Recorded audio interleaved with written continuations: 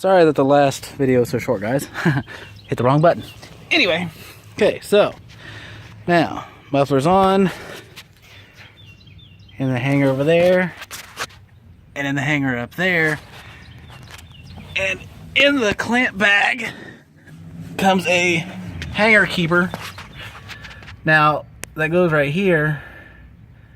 What that does, it keeps this from pushing back out.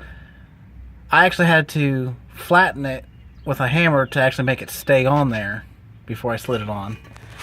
Alright, now get ready to mount the tips. Alright guys, got the tips on. You're supposed to have everything just tight enough to hold it in place, so that way you can adjust and then tighten it where you want it. Now for me, I've got it to where if you're looking at the tips, you can see the name Flowmaster. It's not sticking out too far to where anybody's going to burn themselves, because that's a concern for me. I don't like getting burnt.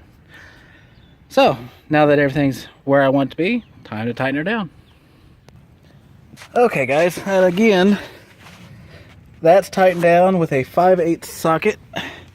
The tips, on the other hand, take a number 10 socket. So we will tighten those down. All it takes is one little nut on each side. Alright guys, and there you have it. I've just installed a Flowmaster 817752 Outlaw axle back exhaust for a 2015 Jeep JK. Let's see what it sounds like when I start her up.